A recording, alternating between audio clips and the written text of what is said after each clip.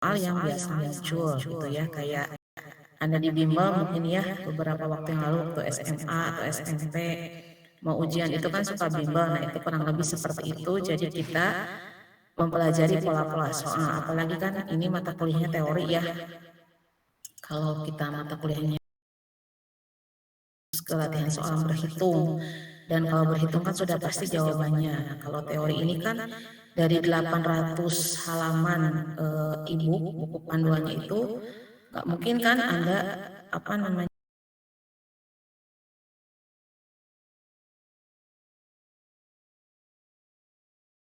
pemahaman, tetapi karena kita itu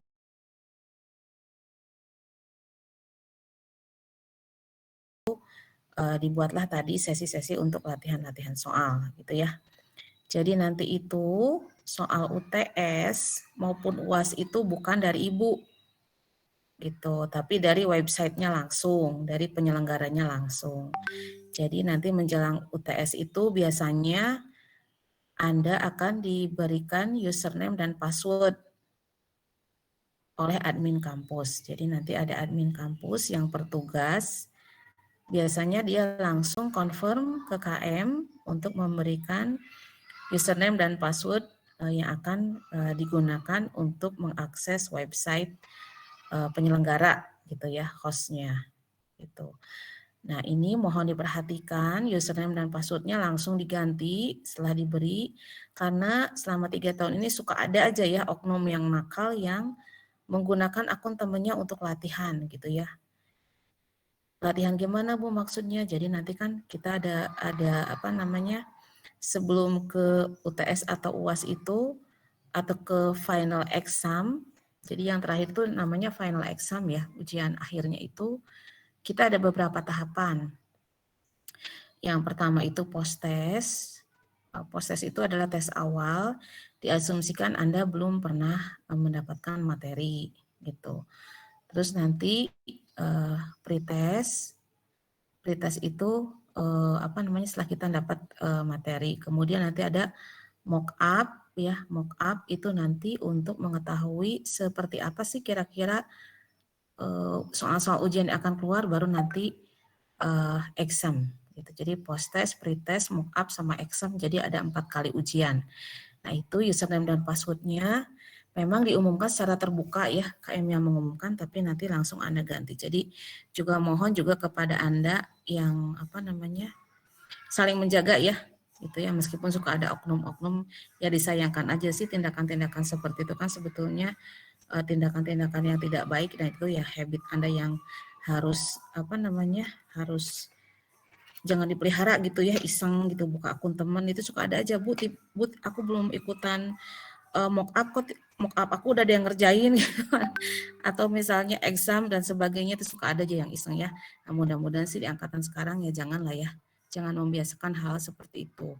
Apalagi sekarang kita di dunia digital ya, di mana jejak kita semua bisa terekam, ada CCTV dan sebagainya ya. Kalau misalnya Anda membiasakan untuk tidak jujur untuk hal yang seperti itu, takutnya jadi bukan takutnya akan menjadi habit, dan habit itu ya udah nggak bisa ditahan-tahan lagi kan.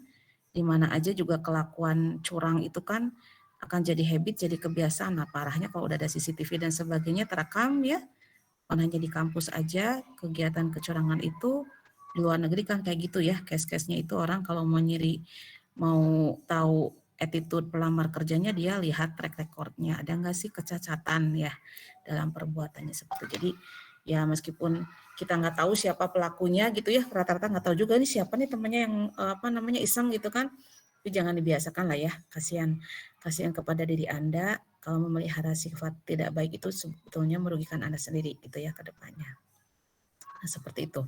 Kemudian nanti juga kita akan bagi ke dalam beberapa kelompok. Jadi supaya nggak ngantuk ya, gak tiap kali pertemuan Ibu yang bicara aja. Jadi nanti ada sesi-sesi presentasi kelompok itu satu kelompoknya nanti kita lihat dulu jumlahnya ya sampai dengan pertemuan kedua ya pekan depan mungkin baru bisa kita bentuk kelompok, karena ini sampai sekarang masih dinamis ya, pertambahan apa namanya, pertambahan mahasiswanya masih terus berubah-ubah karena ada beberapa yang kemarin telat perwalian.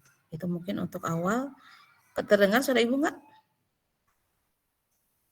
Kedengaran Bu. Kedengaran Bu. Ya, siap. Nah, itu untuk perkuliahan. Terus yang kemarin kan kita nih harusnya hari Senin ya. Karena Ibu kemarin nggak ada kegiatan dari kampus ke DRK, jadi ada tugas untuk pembentukan unit bank sampah yang nggak bisa ditunda. Jadi Ibu mohon maaf ya, untuk pekan ini memang kita hari Selasa, pekan depan ya biasa seperti biasa hari Senin, kecuali nanti ada kegiatan-kegiatan yang memang nggak bisa digeser, berarti nanti kita sama seperti ini didiskusikan untuk penggantinya. Nah kemudian nih, kenapa sih manajemen proyek itu perlu gitu ya dipelajari? Karena yang namanya kita studi kemudian nanti bekerja, itu kita akan bertemu dengan pekerjaan-pekerjaan yang sifatnya itu pengerjaannya itu ada batasan waktu ya. Apalagi ini di bidang IT, mungkin nanti ke depan Anda bekerja di startup ya, atau kemudian juga mungkin Anda sudah punya pengalaman sendiri, sudah punya networking dan sebagainya, juga mulai bekerja secara pribadi. Kemampuan manajemen proyek ini adalah kemampuan yang memang harus dimiliki ya, kaitannya dengan pengelolaan banyak hal gitu. Nah ini proyek ini sendiri yang Anda ketahui apa sih perbedaan pekerjaan proyek dengan pekerjaan yang bukan proyek? Bisa kasih contoh nggak ke Ibu pekerjaan-pekerjaan yang termasuk proyek, kemudian pekerjaan-pekerjaan yang tidak termasuk kategori proyek? Karakteristik proyek itu kayak gimana sih? Sehingga Anda bisa, aku lagi ada proyek nih, gitu kan, sering ngedengar istilah itu ya, dapat proyek gitu kan. Berarti ada pekerjaan-pekerjaan yang terkategori proyek, ada pekerjaan-pekerjaan yang tidak terkategori proyek ya. Nah biasanya kalau pekerjaan-pekerjaan yang terkategori proyek itu adalah pekerjaan-pekerjaan yang sangat terbatas ya, dalam banyak hal. Terbatas dalam apa? Dalam sumber daya ya, baik itu sumber dayanya itu adalah manusia ya yang mengerjakannya, atau waktu pengerjaannya, atau biayanya gitu ya. Jadi sebetulnya ketika kita mendapat proyek itu kadang-kadang ya, dulu Ibu suka berpikirnya ketika mahasiswa, seneng ya menang proyek gitu kan. Kita lupa bahwa ketika kita dapat proyek itu sebetulnya kita punya tanggung jawab.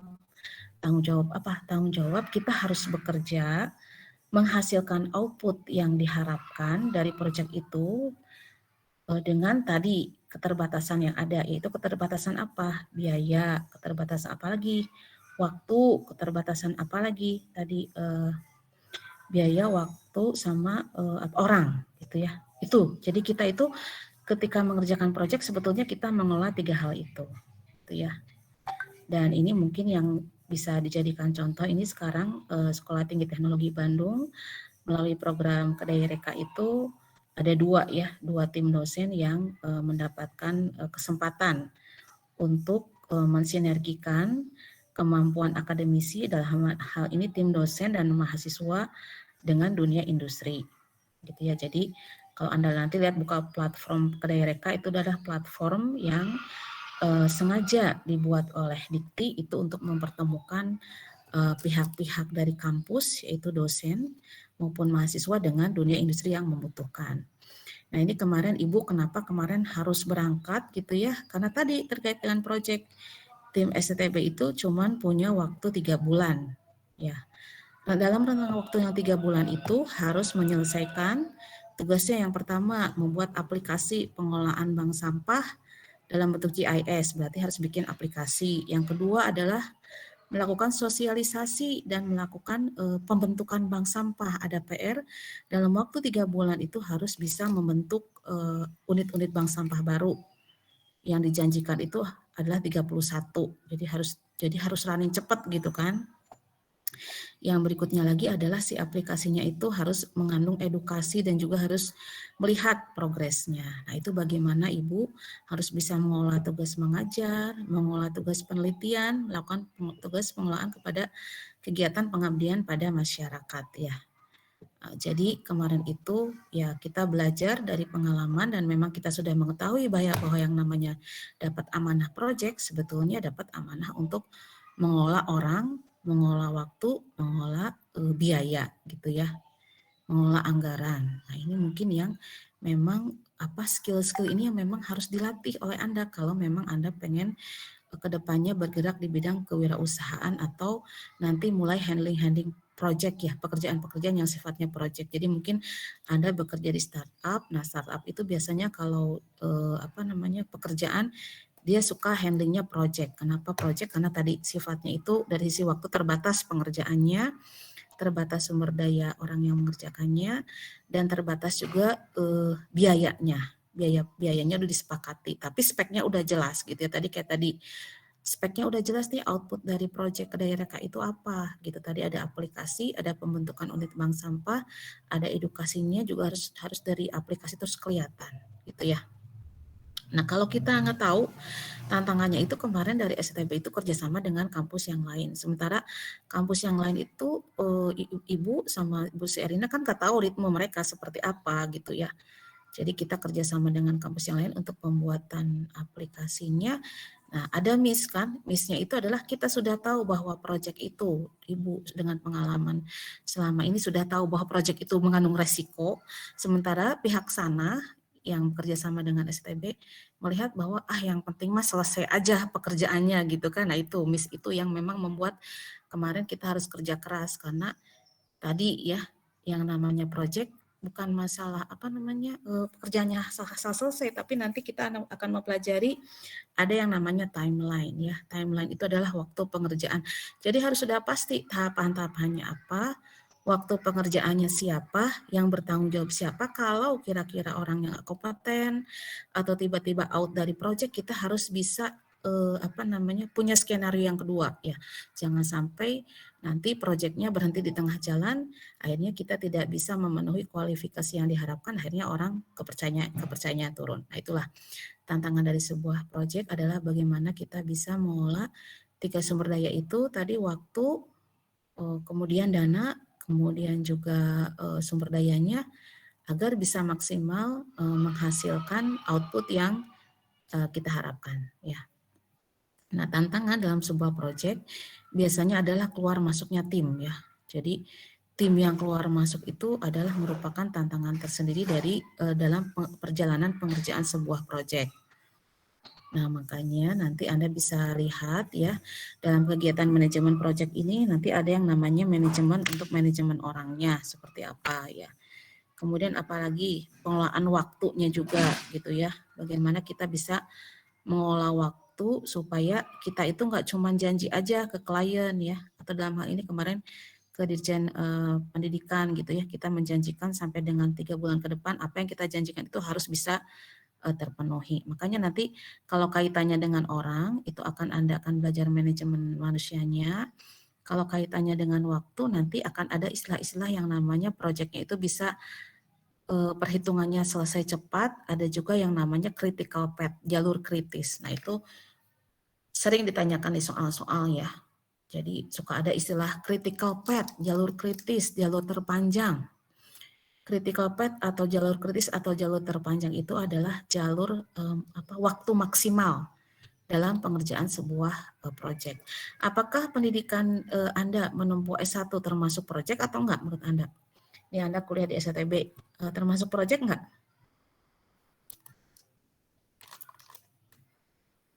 Halo? Ega, kuliah Anda termasuk, Bu. ya? Hah? Termasuk ke dalam proyek. Termasuk ya, Sandi. Kenapa sih termasuk ke dalam proyek? Karena apa? Karena tadi Bu ada tahapan-tahapannya, mulai dari semester 1 kita Ya, punya IP per semester sampai dengan betul. lulus. Ya, betul. Jadi ada tahapan-tahapan dan ada waktunya kan ya, benar nggak?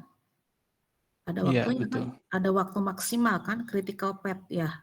Berapa semester itu maksimal dikasih sama STB. Sehingga Anda kalau nggak lewat itu DO, gitu kan? Berapa tahun biasanya? Berapa semester? Baca aturannya nggak bisa terkategori DO itu kalau udah berapa semester? 8 tuh. 7 tahun ya, 14 semester ya? 14 semester ya, nah gitu. Jadi misalnya nih Anda kalau tiba-tiba, wah pindah ke kelas karyawan, entong anteng teuing nya, cuti gitu kan. Misalnya nih karena Anda kan misalnya begitu pindah ke kelas karyawan tuh Anda berarti sudah punya tantangan baru kan. Anda harus bisa mengolah pekerjaan, Anda harus bisa mengolah studi, dua PR. Nah, apalagi kalau misalnya Anda menikah berarti 3 kan, pekerjaan, studi, sama kehidupan berumah tangga. Bagaimana itu bisa berjalan seiring, sejalan, yaitu Anda harus tentukan skala prioritas dan harus bisa manage waktu dan tentu saja manajemen stres ya. Gitu.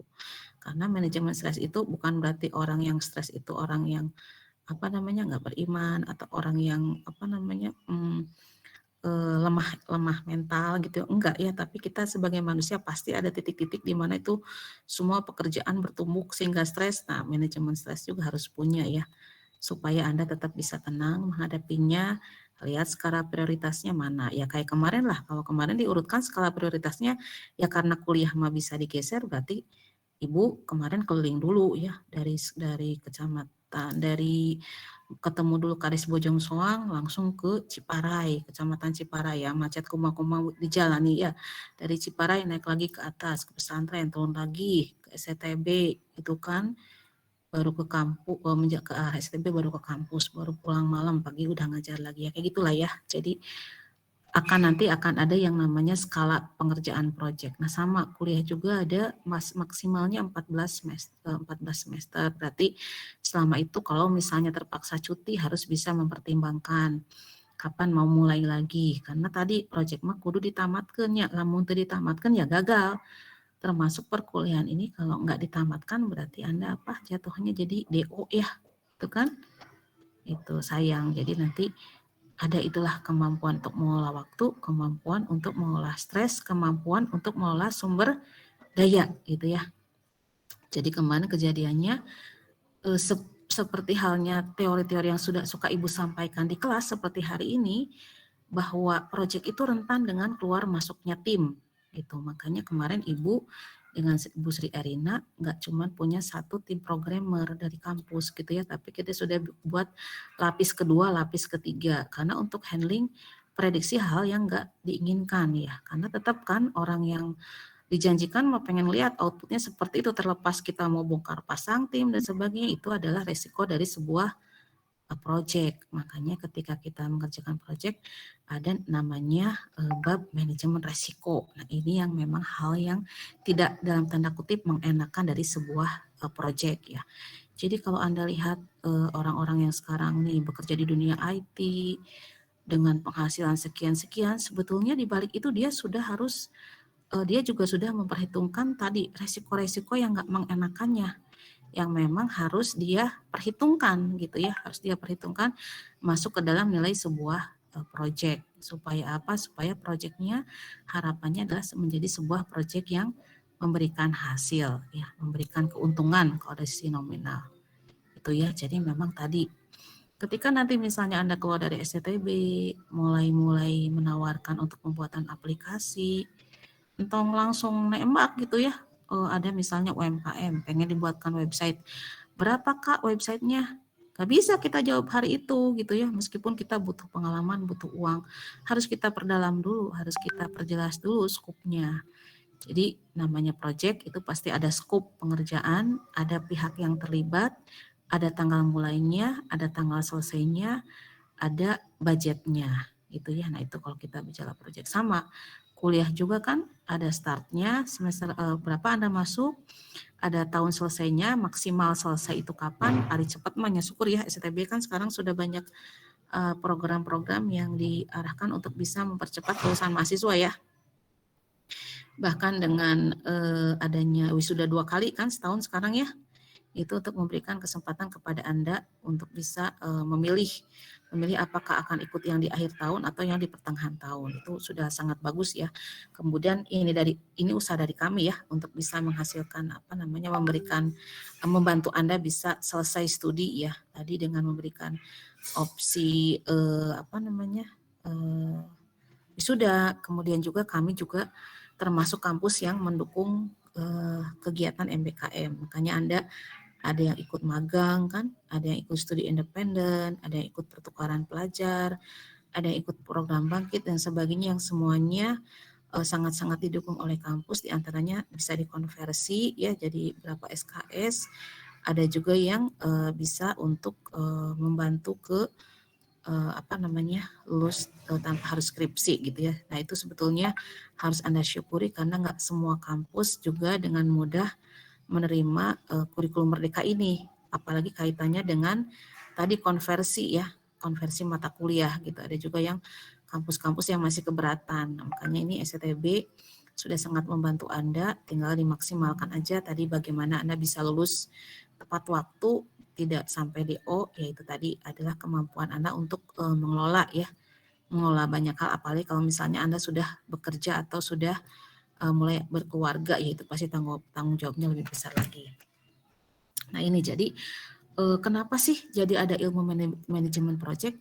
Karena project itu yang harapannya untung kok malah jadi buntung gitu ya.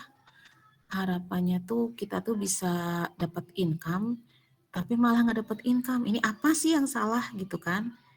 Nah itu makanya ada ilmu manajemen project. Jadi nanti ketika dapat project itu, hal yang pertama itu adalah kesepakatan dari dua pihak mengenai skop pekerjaannya, apa saja yang harus dikerjakan gitu kan, berapa lama pekerjaannya, berapa banyak pihak yang terlibat, berapa B yang dibutuhkan, itu harus betul-betul disepakati oleh kedua belah pihak dalam kondisi sadar gitu ya. Makanya nanti hal yang pertama itu harus muncul nota kesepakatan atau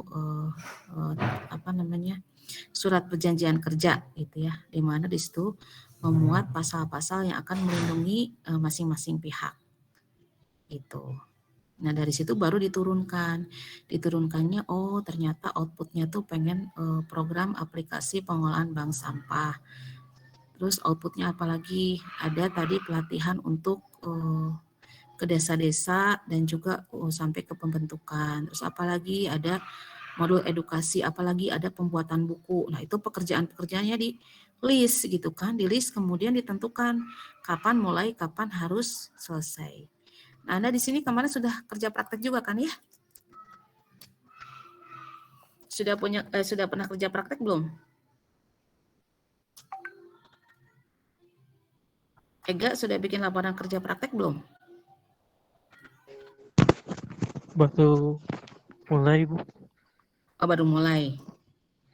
Yang dari studi independen. Oh, di studi independen. Kalau yang studi independen jadi ini bebas kerja praktek gitu. Iya, Bu. Berarti kalau studi independen mah ada waktu kan ya, waktu studinya kan? Berapa bulan gitu ya, benar nggak? Iya, Bu. Satu semester. Iya, termasuk project nggak berarti studi independen itu? Kegiatan project nggak? Project ya? Di akhirnya ya project, Bu. Project ya. Karena tadi ada pekerjaan, ada batasan waktunya, terus juga ada pihak-pihak yang terlibat, kalau nggak salah itu hasilnya tuh bikin ini ya, bikin program juga ya, bikin aplikasi atau apa gitu yang terkait dengan materi yang dipelajari ya. Iya, Bu. Nah itu ya, nah itu seperti itu. Jadi itulah contoh-contoh kecil yang memang sebetulnya itu jadi bekal Anda ya, bekal Anda untuk suara Ibu masih kedengaran nggak?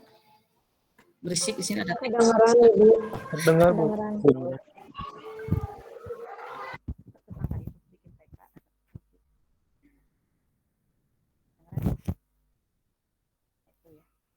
Jadi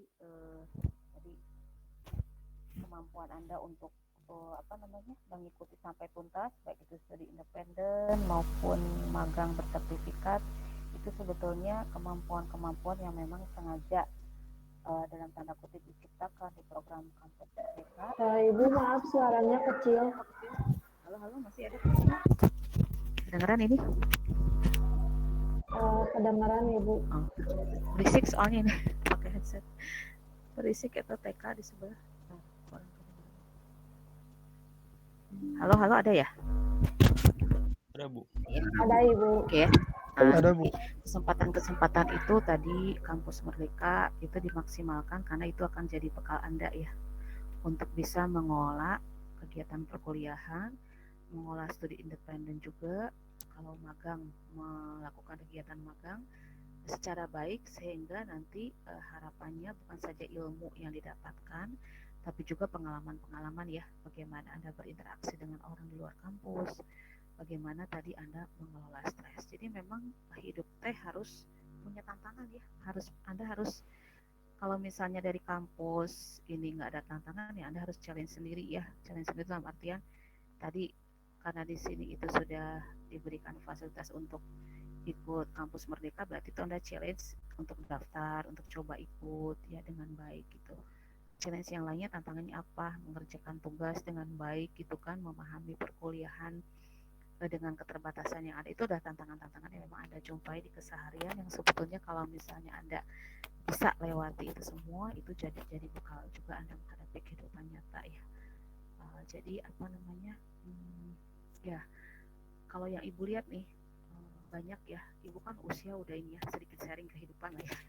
Ibu kan anak Ibu juga udah seusia kalian ya, yang besar sekarang udah lulus kuliah. Kemarin ngambil D3 sengaja karena anak Ibu 4 kan, banyak yang harus Ibu urus, Ibu single parent juga, jadi Ibu minta ke D3 dulu biar ada pengalaman bisa kerja sambil lanjut ekstensi kuliah lagi gitu. Nah kemarin Ibu ketemu dengan teman-teman yang seusia Ibu, mungkin kalau Ibu ini single parent ya, jadi Ibu punya tantangan sendiri kan yang dikasih Allah ke Ibu itu, bagaimana Ibu harus bisa membagi waktu antara bekerja, waktu untuk anak juga, terus waktu untuk membangun bisnis karena Ibu punya bisnis juga ya. Bisnisnya itu penerbitan buku sama training online. Itu setiap hari pasti ditantang ya. Setiap bangun tidur tuh harus udah mikirin nih programnya hari ini apa. Kalau untuk kampus sudah jelas ya, setiap semester kan udah ada jadwal yang pasti ya. Tapi kalau untuk berbisnisnya itu yang Ibu rasakan dinamikanya luar biasa. Bagaimana setiap hari tertantang untuk berpikir, berinovasi dan sebagainya. Tapi ternyata bukan baru Ibu syukuri, maksudnya Ibu bersyukur gitu ya, dikasih tantangan-tantangan seperti sama Allah, sehingga Ibu akhirnya terbiasa untuk berpikir kreatif.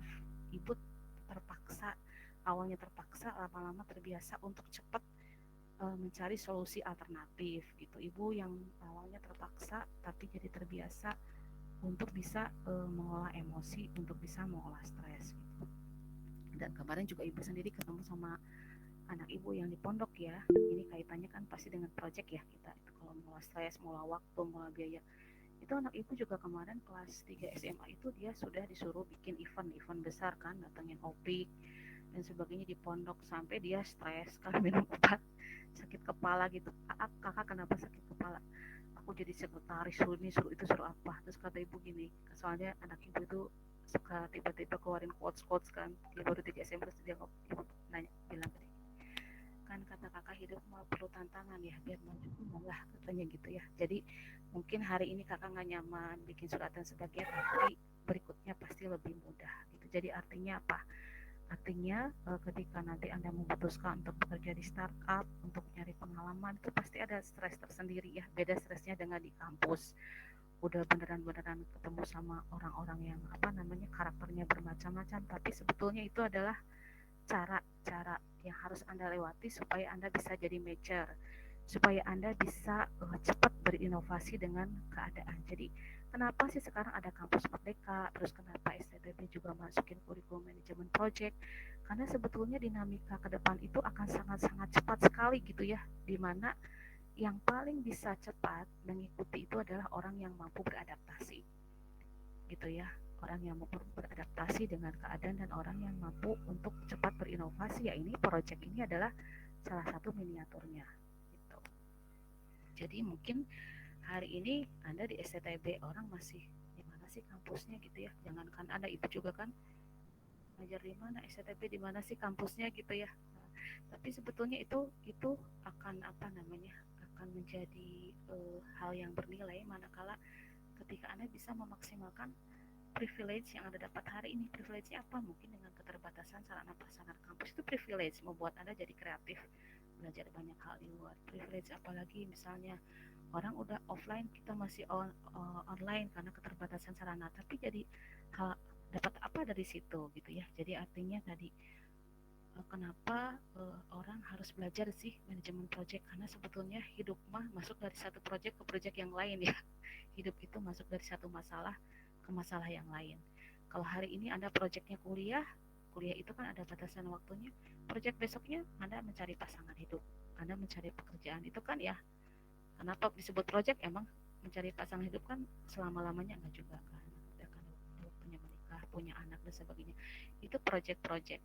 Itu pekerjaan-pekerjaan yang berbatas waktu, yang kita juga sebetulnya hidup di dunia ini kan project ya. Bagaimana kita bisa setelah dilahirkan ini hadir ke dunia dengan batasan hidup yang sudah terbatas waktunya, itu sudah ditentukan batasan dari waktunya itu sama Allah, sama pencipta kita, bagaimana kita bisa mengisinya dengan hal yang bermanfaat, sehingga karena kita pulang itu akan mempertanggungjawabkan apa yang kita dapatkan. Jadi sebetulnya dalam ya filosofi dari project ini, kenapa harus dipelajari, karena itu hari ini bisa jadi masih bingung ya nanti dengan banyak istilah-istilah yang didapat di kelas untuk kalian yang belum pernah handling project. Tapi Ibu yakin satu saat kalian akan buka-buka lagi materi-materi yang pernah didapat, modul-modul yang pernah didapat, karena ini mata kuliah ini pakai PM Book. PM Book itu Project Management Body of Knowledge ya, materi-materi manajemen project yang sifatnya internasional, yang memang itu dipakai di semua negara dan di semua bidang keilmuan. Jadi kalau hari ini anak teknik informatika belajar manajemen project, anak teknik industri juga sama belajar manajemen project gitu ya. Nah sekarang kalau di perkuliahan itu Anda belajar manajemen projectnya untuk pemula. Nah nanti kalau sudah bekerja, itu ada posisi-posisi sebagai manajemen project, bahkan itu ada pelatihannya. Ibu juga sama ya, sudah tersertifikasi sebagai instruktur dari SCTB. Nah ada juga level-level yang sudah di perusahaan, di BUMN, itu jam terbangnya dibutuhkan sekian ratus jam terbang gitu, sampai mereka dapat sertifikasinya khusus untuk level-level perusahaan besar. Jadi artinya memang kesuksesan dari berbagai aktivitas di dunia ini ya tadi, kemampuan untuk mengelola waktu, mengelola sumber daya, mengelola juga dana. Kan ini kuliah juga Anda dananya dari orang tua mungkin akan terus-terusan selama-lamanya harus disupport terus kan gitu ya. Itu juga ada. Jadi artinya ya tadi mata kuliah ini sebetulnya memberikan penyadaran kepada Anda untuk ayo mulai bangun gitu ya. Mungkin sekarang masih zona nyaman, masih apa-apa dari orang tua. Sebentar lagi nih dari SCTB udah kasih bekal, Anda akan menghadapi dunia nyata yang itu sebetulnya masuk dari project satu ke project yang lain, yang semuanya tidak lepas dari pengelolaan waktu, pengelolaan diri kita, sumber daya yang kita miliki, dan pengelolaan dari dana ya, dari pembiayaan yang ada.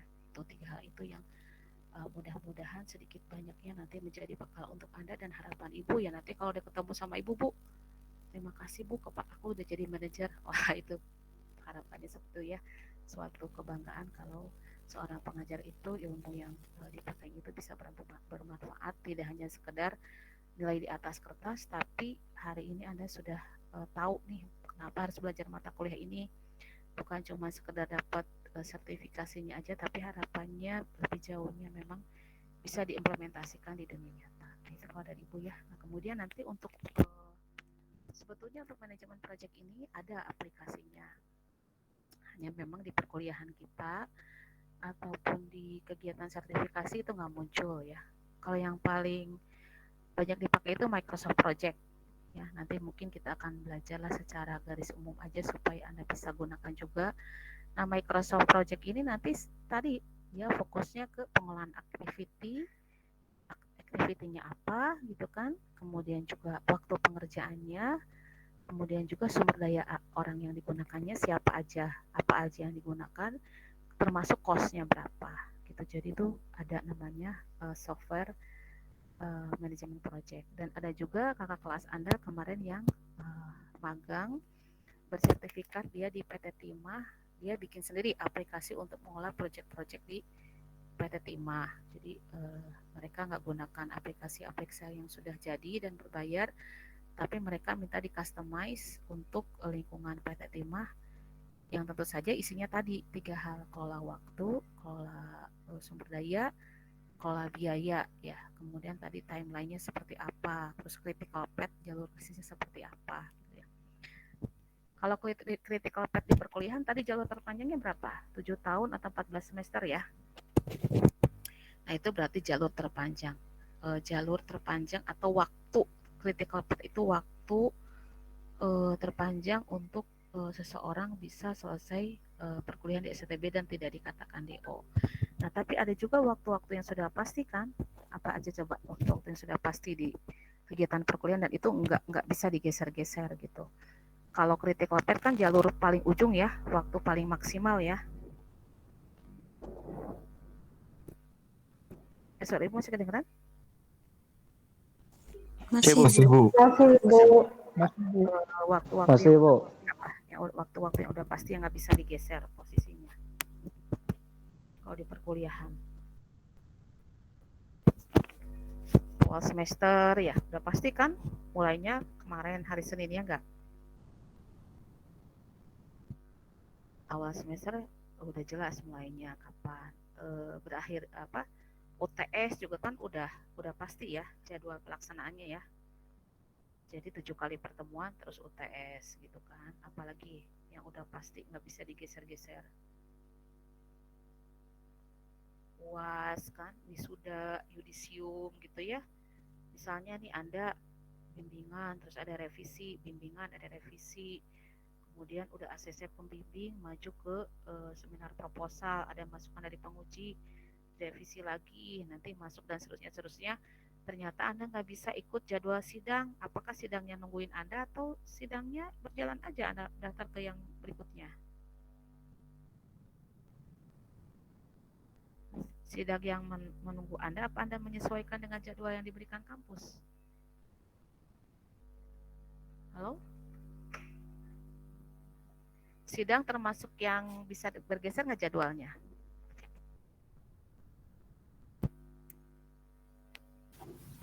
Biasanya enggak. Nggak bisa ya, jadi selama perkuliahan ini ada waktu-waktu yang memang nggak bisa digeser. Katakanlah tadi Anda masuk perkuliahan startnya ada N-nya itu di critical path di batasan maksimal itu 7 tahun ya, syukur-syukur bisa 3,5 tahun gitu kan.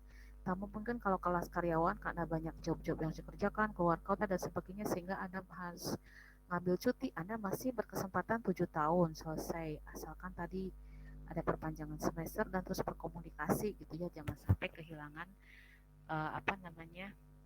waktu karena Anda kurang komunikasi dan misalnya ternyata ada beberapa banyak mata kuliah yang belum selesai. Jadi tetap ya, itu adalah bagian dari resiko ketika Anda bekerja sambil kuliah. Jadi jangan deny, jangan menolak, tapi harus manage supaya apa?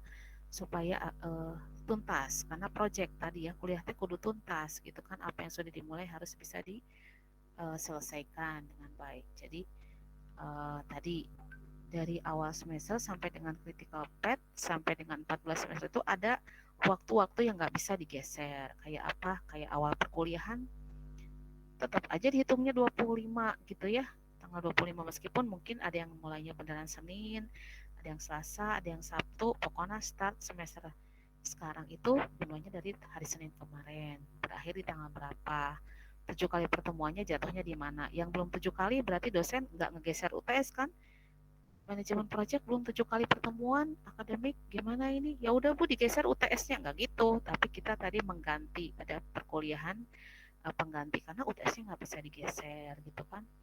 Wah, harus 14 kali pertemuan, aduh ini baru 11 gitu, 3 lagi gimana ya, harus cepat diganti gitu kan. Makanya di STP itu ya harus ada perkuliahan pengganti karena itu sebagai syarat nanti untuk jumlah tatap muka menuju UTS dan UAS gitu ya. Jadi ada jadwal-jadwal yang nggak bisa digeser ya.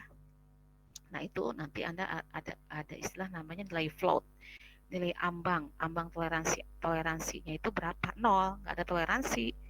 Pokoknya jadwal sidang sakit we. Kalau nggak bisa ya udah sidang berikutnya. Pokoknya wisuda akhir tahun sekarang itu jatuhnya di bulan November.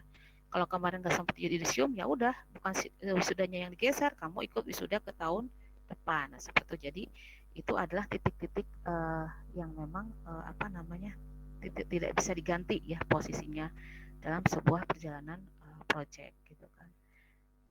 Nah, nanti ketika Anda create pekerjaan juga harus dibuat titik-titik seperti itu. Kapan, tanggal berapa harus selesai apa, serahkan. Tanggal berapa kemajuannya sampai mana, serahkan.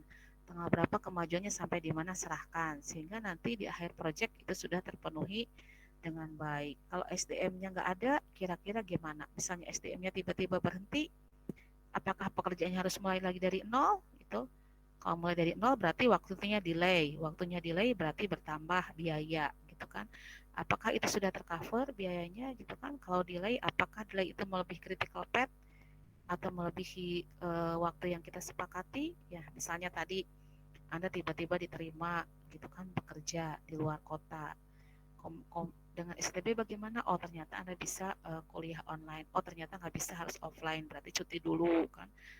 Sampai dengan dapat pekerjaan yang mungkin harus di dalam kota gitu ya. Kalau Anda masih memprioritaskan kuliah yang harus selesai tadi. Jadi tadi apa namanya, ada beberapa penyesuaian terhadap jalur-jalur atau titik-titik yang memang kritis, titik-titik yang memang tidak bisa digeser. Kalau pengen wisuda Desember atau November, berarti yudisiumnya kemarin. Kalau tanggal berapa tuh? Yang terakhir ada ya yudisiumnya. Sekitar tanggal 20-an kemarin. Berarti kalau pengen yudisiumnya cepat, berarti bimbingnya berapa kali? Berarti komunikasi sama dosennya seperti apa? Berarti berapa banyak waktu yang harus Anda alokasikan? Berarti skripsi jadi prioritas, pekerjaan yang lainnya jadi prioritas kedua. Nah, kayak gitulah dalam hidup memang seperti itu. Kita harus menyusun skala prioritas, ada pekerjaan yang urgen, ada pekerjaan yang bisa digeser, sama di dalam manajemen project juga, dalam manajemen project juga, ada yang bisa digeser waktunya, ada yang tidak bisa digeser gitu ya, kayak gitu. Nah, itu kalau garis besarnya ya untuk manajemen project. Nah, kalau ini materinya kita mulai pekan depan ya, supaya sudah masuk semua ya.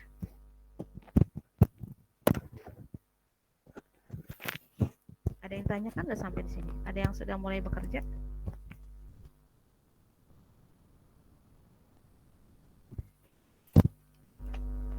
Nah, biasanya kemampuan kita dalam mengolah proyek juga seiring dengan seringnya kita berinteraksi dengan proyek. Makanya ada yang namanya jam terbang, ya, jam terbang handling project. Nah, makanya ada sertifikasi untuk para PM, project manager itu di Jakarta, itu yang ikut manajemen dari perusahaan besar, manajer dari perusahaan besar yang memang pekerjaannya mengelola gitu ya, waktu, biaya, sama orang tadi kan, untuk menghasilkan kualitas yang diharapkan. Itu semakin tinggi jam kerja semakin sensitif. Makanya ketika ibu ketemu sama seseorang gitu ya, ibu ajak partner bikin program aplikasi, terus dia masih ragu gitu kelihatan. Ibu sampaikan kebutuhannya aplikasinya A sampai Z, terus ibu tanya kan, ini kira-kira bisa selesai nggak 1 bulan gitu ya, dengan spek yang diminta, dengan RAB yang udah ibu berikan.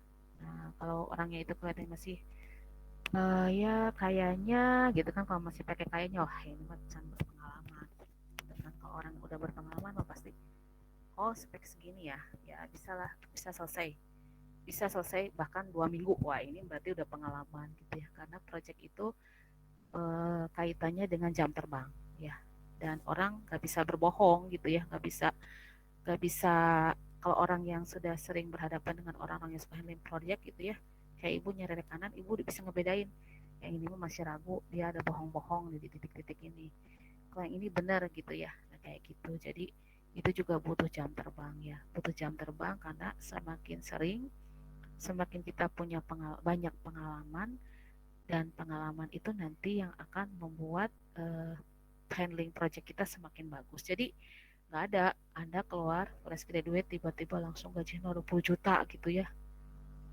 Kenapa Bu? Ya Anda kan belum punya pengalaman. Pengalaman Anda masih di kelas, masih pengalaman di atas kertas, belum pengalaman di dunia nyata.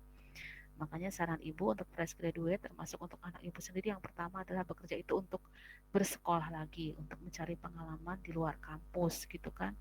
Gaji mah nanti ngikutin. Kadang-kadang kita belum apa-apa udah, emang saya dibayar berapa? Padahal perusahaan mah nanya ulang ke kamu, kontribusi kalian apa ke perusahaan, skill apa yang bisa kalian berikan gitu kan, apa yang kalian berikan kepada perusahaan untuk bisa tadi perusahaan kembalikan lagi kepada kalian dalam bentuk gaji. Jadi jangan kerja teh hoyong uangnya dulu.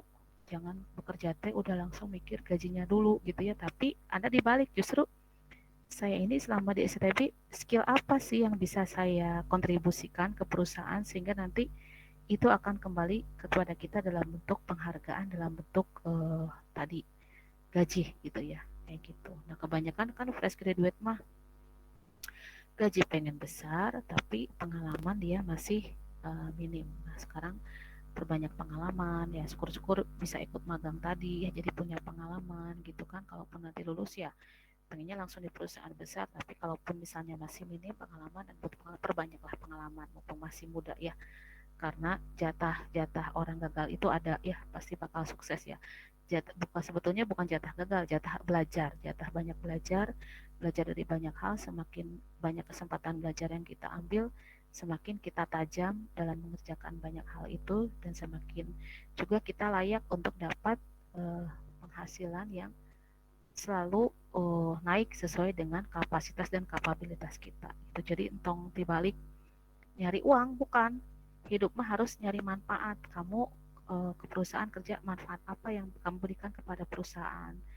Kamu aktif di dunia nyata dengan UMKM, dengan kegiatan-kegiatan sosial, berikan manfaat, karena manfaat yang kamu berikan itu yang akan balik kepada diri kamu dalam bentuk tadi penghargaan dalam bentuk nominal gitu ya, kayak gitu. Jadi ya ini project ini nanti semakin sering dikerjakan, semakin sering dipakai, Anda akan lebih sensitif melakukan pengelolaan terhadap 3 hal: waktu, kemudian juga sumber daya manusianya, dan biayanya ya, kayak gitu ya.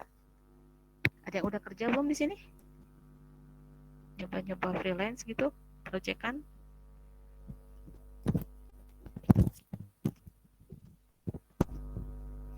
Kemarin Ibu sekarang jadi peserta tertua ya di bootcamp digital business. Jadi Ibu ada usaha trading online yang salah satu produknya itu artikel ya, artikel SEO ya, artikel SEO, search engine optimization. Jadi artikel yang punya kata kunci supaya bisa dioptimasi tampil di mesin pencari. Nah itu mentornya itu masih muda ya, anak-anak muda kan, kalau startup mah baru berapa, di bawah 30 ya. Dia lulusan SMK, jadi keluarganya broken. Cuma dia di SMK-nya informatika, terus dia mikir kehidupan saya harus lebih baik lagi. Apa sih yang harus saya lakukan supaya kehidupan saya lebih baik lagi? Dia hijrah ke Bandung ya. Padahal dia di Bogor dan nggak tahu Bandung, cuma satu tujuan, dia pengen belajar ke salah satu pakar internet marketing namanya Anu Akhira gitu ya. Dia itu Anu Akhira itu booming di tahun 2014. Mungkin Anda udah lahir atau belum? Udah mungkin ya, tapi masih kecil. Nah, Ibu juga ikut salah satu yang ikut belajar di sana. Itu waktu itu jam internet belum rame ya. Anu Akhira itu sudah mengenalkan dirinya sebagai seorang internet marketer yang berhasil, kerja dari rumah aja. Dia punya kantor di Banjaran dekat sawah, tapi penghasilannya udah miliaran waktu itu.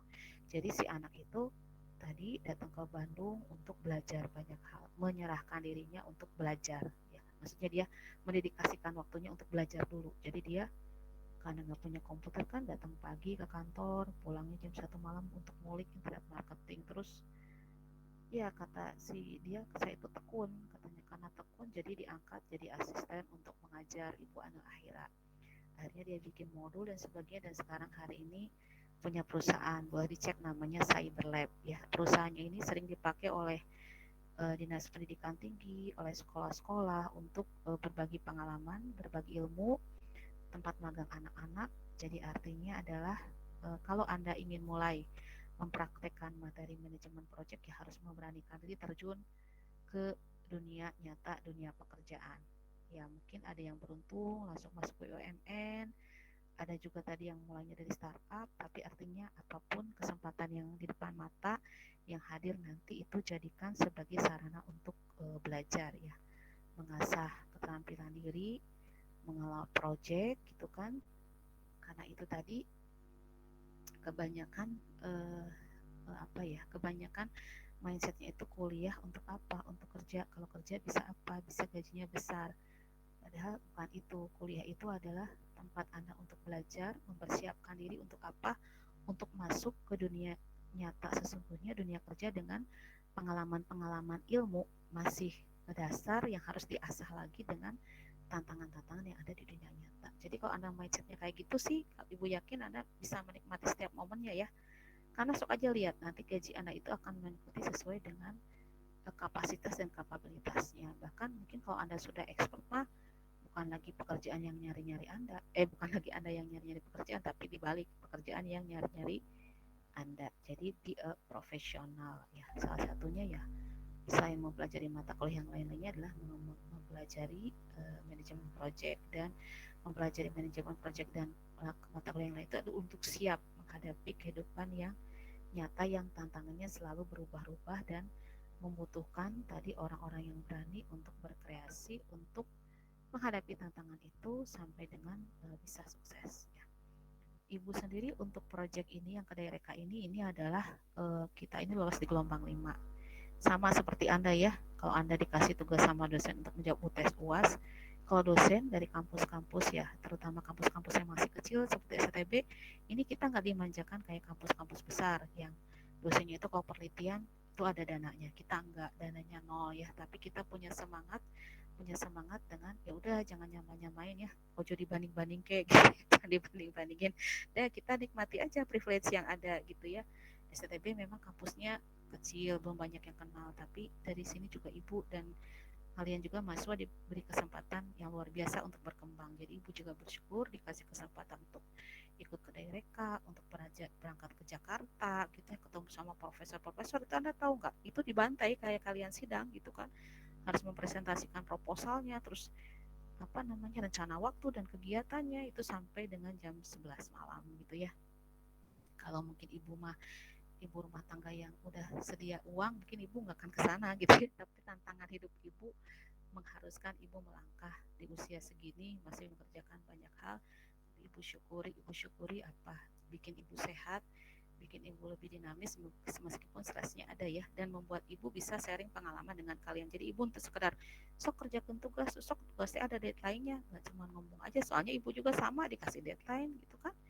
Kalau lewat waktu ya udah gugur gitu kan, tapi ada prinsip harus coba lagi. Jadi kalau kedai reka ini dan fitur-fitur yang lainnya sekarang di kementerian itu beda dengan yang sebelum-sebelumnya. Ketika kita gagal di proposal itu mereka ngasih review dan ngasih kesempatan juga untuk diikutkan lagi di gelombang yang berikutnya. Jadi ini adalah proposal yang kesekian ya, setelah sekian tahun kita mencoba.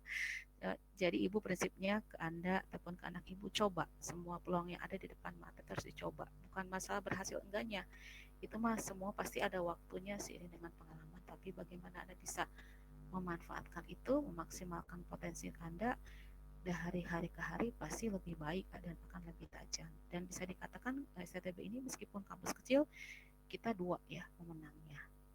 Unisba itu kemarin ada yang ngewapri ke ibu, mereka udah ke Jakarta tapi nggak dapet. Kemudian juga ada lagi kampus yang lainnya tuh kampus selain Unisba Gunadarma ya, Jakarta terkenal, itu juga nggak dapet. Jadi memang butuh kemampuan untuk negosiasi, untuk presentasi gitu ya, ketika menyodorkan project. Dan itu butuh jam terbang dan butuh keberanian dan butuh kemauan, karena itu tadi mungkin kita berdarah-darah dulu. Sama Anda juga di hari ini ya, kuliah dengan segala macam privilege-nya yang mungkin berbeda dengan yang lain, dimaksimalkan. Jadi apa yang ada di depan mata hari ini dimaksimalkan, disyukuri, pasti itu akan jadi bekal kehidupan Anda untuk menghadapi dunia nyata. Karena sekarang sudah semester 7 ya kan? Betul nggak? Semester 7? Ya, betul ya. Jadi kalau udah ke dunia nyata mah nggak kelihatan dari kampus mana-mana, nggak. Kalau kampus itu kan memberikan ilmu dasar ya, tapi kalau udah di dunia nyata mah kemauan sama ketekunan sama keberanian itu. Ya terus terang rekan ibu patronnya itu dari kampus lain tuh, kalau dari kampus udah kampus terbaik lah di Indonesia gitu ya. Tapi mungkin dengan kemampuan manajemen project dan sebagainya bisa dikatakan kurang terampil lah, karena tadi mungkin sering di zona nyaman ya, nggak ada tantangan dan sebagainya, sehingga kemampuan untuk berpikir kritis, cepat mengambil keputusannya nggak ada. Kalau kita biasa terbatas, harus kita memperjuangkan diri kita sendiri ya, termasuk Anda hari ini dengan keterbatasan yang ada harus disyukuri, karena itu tantangan itu membuat Anda terus bertumbuh ya, otak Anda terus mikir, Anda harus kreatif nih. Sekarang keluar dari STB bersaing dengan lulusan-lulusan yang lainnya, apa value apa yang Anda punya.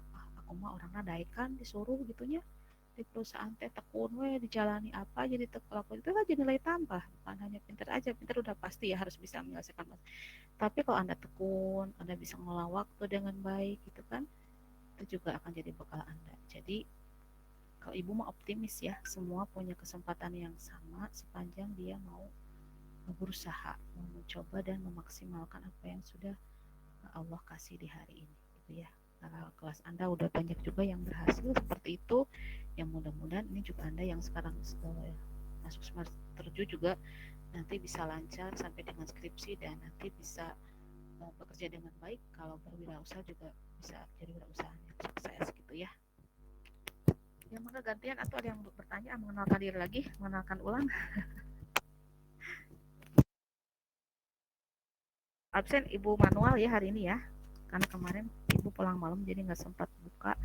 Nah kalau ada yang nyusul-nyusul masuk, sok silakan aja disusulkan absennya ke KM ya. Maksudnya ada yang Senin kemarin belum sempat absen, baru hari ini gabung, silakan disusulkan absennya ya.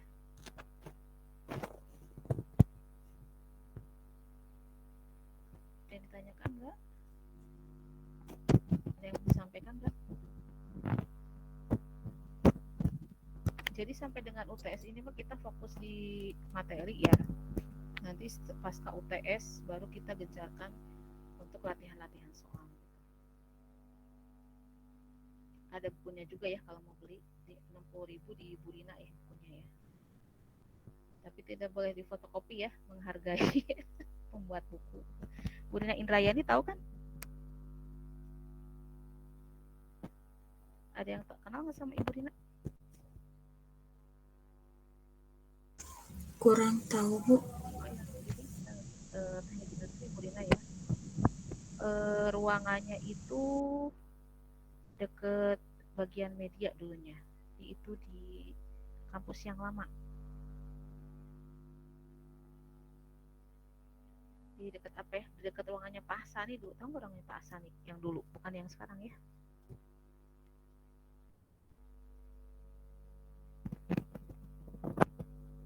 Ya.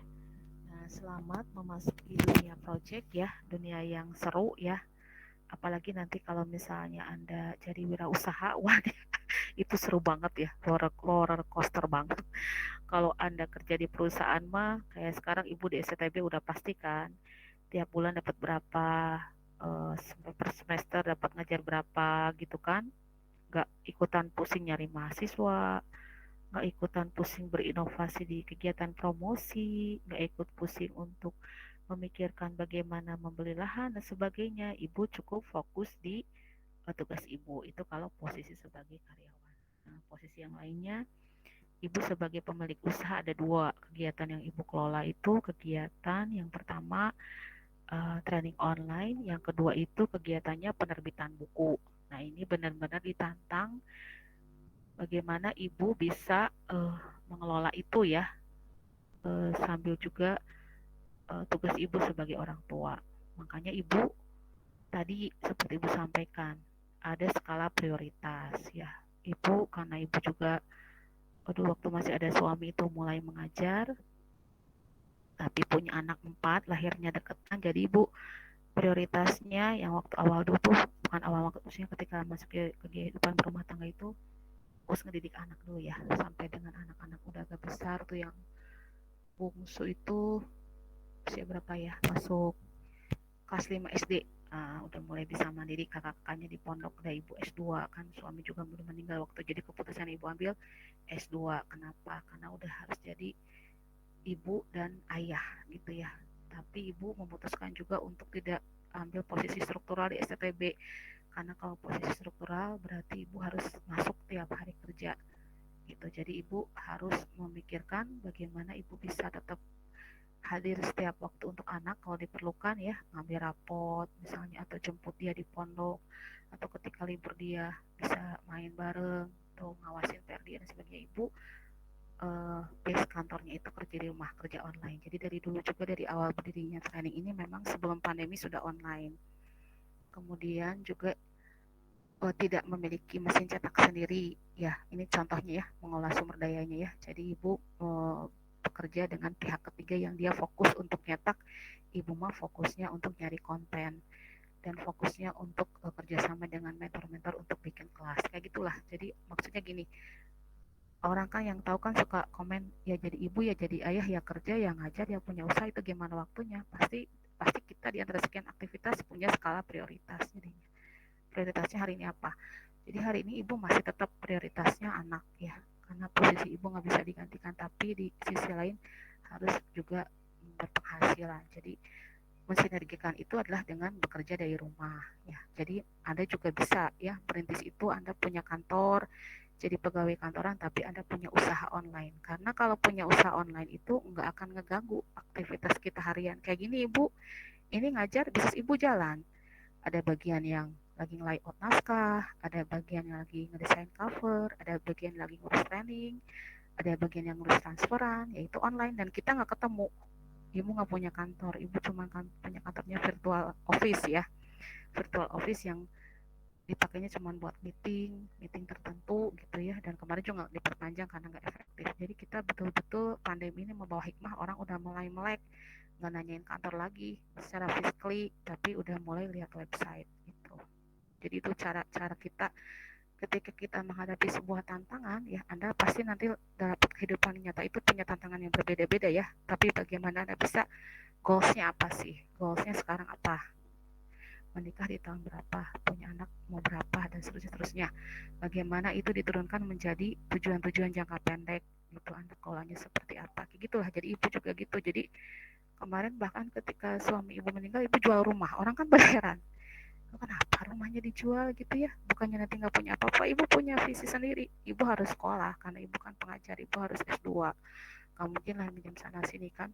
Begitu orang tua ibu juga ayah ibu udah meninggal, jadi ibu pulang ke rumah orang tua sambil nemenin ibu kandung sendiri sambil membersamai beliau. Jadi hari ini ketika anak-anak ibu udah lulus, mulai satu-satu selesai kuliah, setelah gitu mereka baru ngerti, oh ternyata kamu itu jangka panjang mikirnya. Ya iyalah, aku nggak ngerti kenapa dijual rumah, ya buat sekolah lah. Kalau sekolah itu punya ilmu itu bakal panjang. Sama hari ini juga Anda dengan sekolah itu akan berbeda nilai Anda dengan yang tidak sekolah gitu ya. Kemudian mereka, oh ternyata berkembang juga ya usahanya. Ya iya, karena ikut coaching, ikut komunitas gitu ya, bertemu dengan orang-orang yang lebih hebat. Terus kata orang Sunda Madaikan gitu ya, ibu itu bahkan mungkin pernah cerita ke Anda, di awal membangun karir itu di online, ibu jadi marketing, disuruh-suruh mau aja follow up orang, terus gak dibayar ini tuh, karena ibu tujuannya tadi sama dengan orang yang tadi datang ke Aneh Akhira, mencari pengalaman. Jadi Anda apalagi yang masih muda,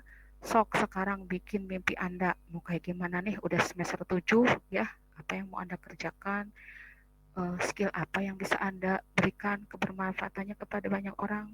Terus udah gitu strategi apa nih supaya bisa lebih bermanfaat lagi ya. Apa Anda juga mau lanjut sambil S2 atau mau karir dosen, sekarang udah bisa. Ada yang namanya beasiswa pendidikan Indonesia ya. Kalau dulu itu beasiswa itu waktu zaman ibu itu bisa beasiswa S2 tapi harus NIDN kalau untuk dosen ya. Sedangkan NIDN itu harus S2 jadi pabaliutnya. Jadi intinya nama S2 tuh bisa beasiswa zaman ibu. Tapi kalau sekarang banyak sekali beasiswanya. Nah, Anda mau kemana? Mau ikut ke Jepang, ada kelas yang ke Jepang. Maksudnya hidup kita tuh nggak berhenti sampai di wisuda besok ya. Tapi sebetulnya wisuda itu adalah awal ya, langkah awal Anda untuk bisa masuk ke dunia nyata. Dunia nyata yang memang butuh Anda yang jadi penggerak diri Anda sendiri gitu ya. Itu mungkin dari ibu. Jadi bikin visi misi jangka panjang, jangka pendek, kan hidup kita project kata ibu tadi ya. Setiap waktu ada masanya, setiap masa ada waktunya. Jadi itu harus Anda tuntaskan satu-satu. Nah, bagaimana Anda bisa berhasil di setiap tahapannya, terus udah gitu jangka panjangnya kayak gimana gitu. Kalau ibu Nah, apalagi perempuan ya, nanti jadi seorang ibu itu harus punya pemikiran yang bagus, yang positif, karena itu jadi vibes ya, ibu itu, perempuan itu matahari buat keluarganya. Jadi seorang ibu bagaimana bisa berpikir positif ya, dia harus beraktivitas positif, dia harus bergaul positif, dia harus juga positif untuk dirinya sendiri. Itu juga tergantung dari suaminya ya, karena akan berkeluarga ya, laki-laki juga harus lebih bagus lagi karena perempuan di bawah laki-laki ya. Jadi mungkin hari ini berdarah-darah jangan kabayang siga kumaha, tapi lamun di lengkahan mah ya ibaratnya kamu punya peta lulus dari STB mau ngapain-ngapain bakal sampai gitu, ketimbang Anda nggak punya peta bingung mau ngapa-ngapain ke depan tuh bingung gitu ya, setelah lulus ngapain ya, setelah ini ngapain ya gitu kan, beda dengan orang yang udah punya goals ya, goals ke depan. Kalau ibu sendiri goalsnya adalah ibu harus tetap bisa bermanfaat, memberikan manfaat, dan ibu juga harus jangan lupa posisinya sebagai orang tua yang harus memiliki waktu untuk membersamai anak-anak sampai dengan dia bisa dilepas nanti. Itu kalau dari ibu ya, sehingga apapun aktivitas ibu pasti nggak akan kebablasan karena tadi tracknya udah ada. Sama Anda juga ya, aktivitas Anda itu harus ditujukan ke goalsnya ya. Goals kita ya tadi ya, setiap kita punya peran masing-masing, nanti pasti akan kita pertanggungjawabkan ketika kita pulang ya. Dan mudah-mudahan balik lagi ke mata kuliah ini, yang namanya hidup adalah dari satu proyek ke proyek yang lainnya, dan ini adalah mata kuliah adalah miniatur kehidupan Anda, bekal Anda untuk bisa nanti masuk ke dunia nyata sesungguhnya. Jadi selamat datang nanti di dunia nyata ya. Udah nggak dunia yang beda dengan perkuliahan ya, gitu ya kalau dari ibu ya. Ya silakan Kak yang mau disampaikan ya.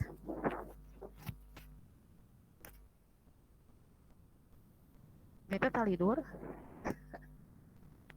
Di situ. Enggak, Bu. Ya, Bu. Hadir, Bu, hadir. Hadir, Ada Bu. bukan Ya, Bu. coba minggu depan ada selingan lah ya. Ibu pengen lihat dream kalian ya, setelah keluar mau ngapain ya. Ditulis ya. Seperti nggak ada hubungannya dengan perulihan, tapi ada itu ya. Karena banyak juga orang yang nggak bisa nulisan mimpinya gitu, dan sementara pikiran itu akan bisa terhasilkan kalau dituliskan. Kalau udah dituliskan nanti akan bisa jadi kenyataan. Jadi harus punya itu kalau menurut ibu, dan mungkin ada dari beberapa Anda yang sudah punya, tidak untuk kemungkinan juga ada yang belum punya, dan bahkan berani juga punya mimpi. Mimpi itu harus punya ya, harus punya supaya tadi Anda ada udageun ya, dalam bahasa Sunda mah apa sih yang mau Anda raih 3, 4, 5 tahun ke depan gitu ya, gitu ya. Jadi minggu depan dreamnya ditulis ya, digambarkan. Pernah nggak bikin peta mimpi? Jangan-jangan belum pernah ya. Udah pernah belum? Zaman SMA atau kemarin kuliah? Di Ajang pernah nggak bikin dream Anda mau gimana? Belum pernah, Ibu. Bu. Hah? Pernah, Ibu. Pernah. Siapa yang belum pernah tadi? Ya, jadi ditulis ya, mimpi itu ditulis ya. Kan suka ada nih goals untuk tahun ini gitu, apa gitu ya, ditulis. Karena dengan nulis itu nanti akan hidup itu kan perpindahan energi ya, energi itu kan kekal ya. Jadi dari pikiran yang Anda pikirkan dituliskan nanti jadi langkah-langkah konkret gitu kan. Langkah-langkahnya itu udah nggak tabrak sana tabrak sini, memang sudah punya tujuannya gitu. Beda dengan orang yang nggak punya tujuan, sa hayu-hayu nawe gitunya, saayana. Pada Anda masih muda kan ya, masih muda, masih banyak yang bisa kita raih ya, dengan ya semuanya juga pengen panjang umur ya. Masalah umur mah Allah ada takdir, tapi bagaimana kita tadi memanfaatkan kesehatan, kesempatan, dan waktu yang diberikan untuk bisa bermanfaat ya bagi diri dan orang sekitar. Dari udah bermanfaat mah pasti yang lain-lainnya ngikutin ya.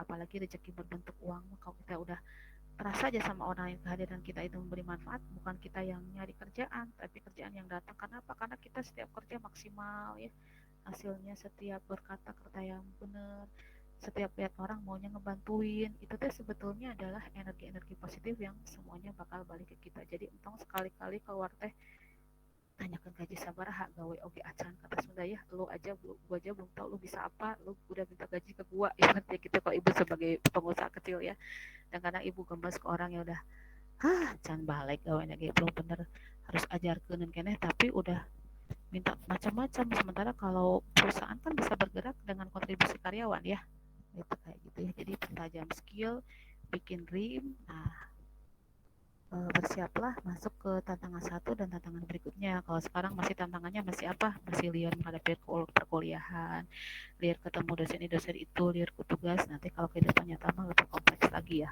dinamikanya. Dunia kerja, dunia sesungguhnya, dunia kehidupan sesungguhnya ya. Itu aja mungkin kalau dari Ibu. Kalau nggak ada pertanyaan nanti silakan absennya disusulkan aja yang baru hari ini gabung ya. Nanti Ibu sampai minta buka juga ke akademik untuk absennya. Ibu yang input manual ya. Oke, KM ada yang tanya lagi ya, KM dan yang lain-lainnya. Ibu kirim materinya ya ke KM ya. Baik, Bu. PDF booknya ya. Oke ya. Bu, Ya, Berarti Ega, Bu untuk gimana Kak? Gimana?